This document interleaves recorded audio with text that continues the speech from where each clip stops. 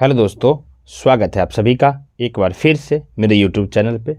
दोस्तों, आज की इस वीडियो में हम लोग सीटेट के बारे में बात करेंगे। तो ये वीडियो किन के लिए है मैं पहले ही क्लियर कर दूं, क्योंकि मैं नहीं चाहता कि आपका टाइम बर्बाद हो।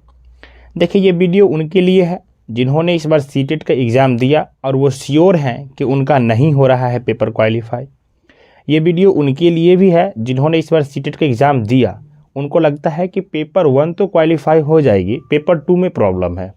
ये वीडियो उनके लिए भी है जो आने वाले समय में सीटेट का एग्ज़ाम देना चाहते हैं। देखिए, हम इस वीडियो में बात करने वाले हैं कि सीटेट का प्रिपरेशन जब आप करते हैं तो आपने ऐसा क्या गलती किया कि इस बार आपका नहीं हो रहा है, उस चीज़ के बारे में इस वीडियो में हर एक डाउट, हर एक कन्फ्यूज़न आपका क्लियर होगा, जिस चीज़ को समझना ज़रूरी है अगर आप चाहते हैं कि सीटेट में अच्छे मार्क्स स्कोर करें।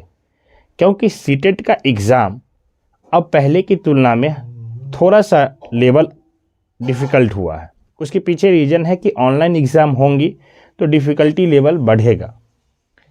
तो इस बार जब आप एग्ज़ाम दिए तो आपको ऐसा क्या लगा? अगर आप प्रिपेयर करके दिए तो नहीं हो रहा है। अधिकतर स्टूडेंट को यही लगा, जो पेपर 2 वाले थे उनको एसएसटी में प्रॉब्लम हो रही थी, मतलब उनका जो कोर सब्जेक्ट है, या पेपर 1 में जब उन्होंने देखा तो कुछ को ईवीएस में प्रॉब्लम हुई और कुछ को मैथ्स में प्रॉब्लम हुई। पेपर 2 में जो साइंस वाले थे उनको मैथ्स में प्रॉब्लम हुई, साइंस में प्रॉब्लम हुई। बातें ये आती हैं जब आपकी अपने ही सब्जेक्ट, आपका जो कोर सब्जेक्ट है वो आपसे नहीं बन रहा है तो आप कैसे स्कोर करोगे अच्छे मार्क्स? समस्या तो यही है। आप पढ़ाओगे जो सब्जेक्ट, आप अगर साइंस पढ़ाओगे और आपका साइंस ही नहीं बन रहा है, अगर आप एसएसटी पढ़ाओगे और आपका एसएसटी ही नहीं बन रहा है, इसके पीछे रीज़न क्या है? देखिए, सबसे बड़ी गलती तो हम लोग से ये होती है कि जब हम लोग टॉपर्स का इंटरव्यू देखते हैं तो उन्होंने कहा है कि हमने ये प्रिपेयर 1 महीने में कर लिया, किसी ने कहा है कि मैंने 20 दिन में ही प्रिपेयर करके 120 मार्क्स स्कोर कर लिया। ठीक है भाई, उन्होंने किया होगा। अब हम क्या करते हैं ना कि इसी चीज़ को अपने ऊपर अप्लाई कर लेते हैं और इसी चीज़ को मान के चलते हैं कि अरे सीटेट तो है, हम इसको कर जाएंगे 20 दिन में, 1 महीने में लोग कर रहे हैं। लोग कर रहे हैं, लेकिन उसके पीछे कैसे कर रहे हैं ये आप और नहीं समझ पा रहे हैं, जो आपको प्रॉब्लम क्रिएट कर रही है। इस बार एग्जाम में जो आपके साथ हुआ उसके पीछे का रीज़न मैन यही था। देखिए, वो जो टॉपर ने कहा है कि उन्होंने 1 महीने में अपना सीटेट कंप्लीट कर लिया और अच्छे मार्क्स लाए हैं 120 130, उसके पीछे कैसे किया इस चीज़ को समझना ज़रूरी है, क्योंकि फिर आप यही कन्फ्यूजन में रहोगे और आने वाले एग्ज़ाम में भी आप इस चीज़ को करोगे, ये गलती दोहराओगे। उन्होंने किया है तो जब हम एक एग्ज़ाम्पल लेते हैं, कोई ऐसा स्टूडेंट है जिन्होंने एसएससी का प्रिपेयर किया है, सीजीएल सीएचएसएल का या अदर कॉम्पिटिटिव एग्ज़ाम का प्रिपरेशन किया, जिनका मैथमेटिक्स और साइंस में अच्छा पकड़ है या फिर एसएसटी में अच्छा पकड़ है, पहले से वो पढ़ रहा है। जब उन्होंने सीटेट देने की टाइम आया तो सीटेट के लिए देखा तो पता चला कि सर इसमें भी एसएसटी पूछता है, इसमें भी मैथ साइंस पूछ रहा है। जब उन्होंने मैथ साइंस देखा तो देखा ये पोर्शन तो मेरा पहले से प्रिपेयर है, क्योंकि यहाँ पे तो क्लास 8 लेवल तक का ही मैथ पूछता है आपसे, साइंस पूछता है, तो उनका तो पहले से प्रिपेयर है क्योंकि उन्हें कॉम्पिटिटिव एग्ज़ाम का प्रिपरेशन किया है।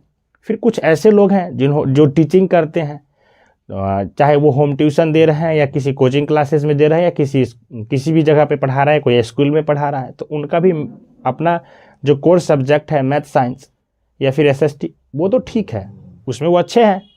तो वो उन्होंने देखा तो उनको लगा कि हमको प्रिपेयर करने में ज़्यादा समय लगेगा नहीं, क्योंकि मैंने तो मैथ साइंस आसानी से बना लिया। उन्होंने प्रीवियस ईयर पेपर पर देखा और मैथ साइंस में उनका अच्छा स्कोर हो रहा था।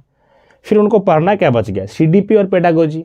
तो सीडीपी और पेडागोजी का सिलेबस इतना ज़्यादा है नहीं, वो आप 1 से 1.5 महीने में अगर आप बहुत स्लो भी पढ़ोगे तो कंप्लीट कर जाओगे, अगर आप रेगुलर पढ़ोगे तो, और अच्छे से कंप्लीट कर जाओगे, इसमें अच्छे स्कोर भी आप करोगे।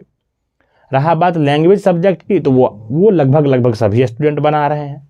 हाँ, किसी स्टूडेंट को इंग्लिश में प्रॉब्लम होती है तो बहुत सारे स्टूडेंट इंग्लिश को चेंज करके दूसरा लैंग्वेज रख लेते हैं।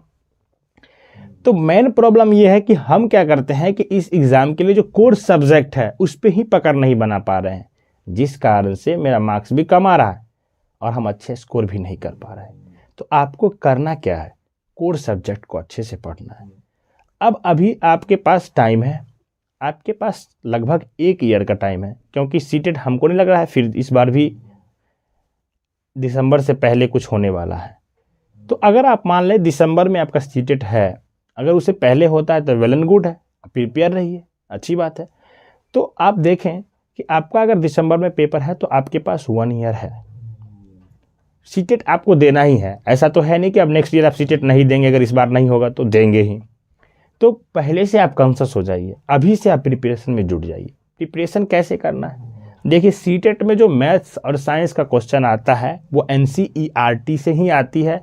आप चाहे तो NCERT का बुक ले लें और उसका क्वेश्चन प्रीवियस ईयर जो पूछा गया उसको मैच करके देखें, बहुत सारे क्वेश्चन आपको मिल जाएंगे। कुछ क्वेश्चन तो NCERT एग्जाम्पलर से एज इट इज डाला जाता है। तो आप NCERT का बुक लें, उसको पढ़ें, बारीकी से पढ़ें।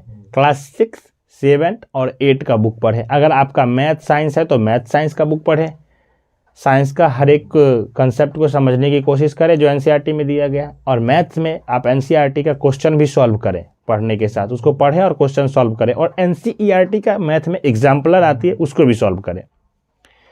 फिर आप भी नेक्स्ट सीटेट जब होगा तो आप देखेंगे कि आपका मैथ साइंस का पोर्शन पहले से कंप्लीट है, उसमें आप अच्छे मार्क्स स्कोर कर पा रहे हैं। तो 1 से 1.5 महीने में आप CDP वगैरह रिवाइज करके आप अच्छे मार्क्स स्कोर कर पाएंगे।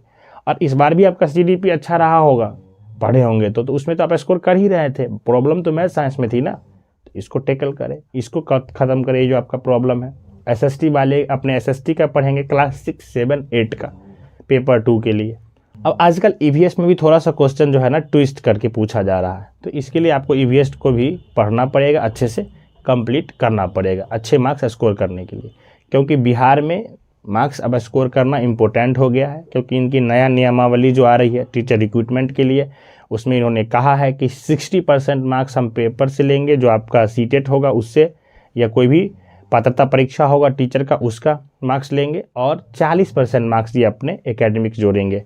तो टेट हो या सीटेट हो, इसका मार्क्स आपको 60% ऐड होगा आपके मेरिट लिस्ट में। तो इसलिए आपको नंबर स्कोर करना इम्पोर्टेंट है। तो आपने जो गलती किया है पिछले बार सीटेट में, जिसके कारण आपका नहीं हुआ, बहुत सारे स्टूडेंट हमको मिले जिनका मैथ्स में प्रॉब्लम था, उनको पेपर 2 में इसी कारण नहीं हो रहा है क्योंकि उनका मैथ्स नहीं सॉल्व हुआ या फिर साइंस नहीं सॉल्व हुआ। तो आप इस चीज़ को दूर करें आज से ही। इसी तरीके से और भी हम वीडियो आपके लिए लेके आते रहेंगे। जो भी डाउट होगा आप चैनल को सब्सक्राइब कर लीजिए, हर एक चीज़ पे बात करेंगे। मैथ साइंस का वीडियो भी हम आपको यहाँ पे देंगे, NCERT का भी करवाएंगे, मैथ्स भी हम करवाएंगे, हर एक डाउट क्लियर होगा। मिलते हैं नेक्स्ट वीडियो में। Till then keep learning, keep smiling, bye bye.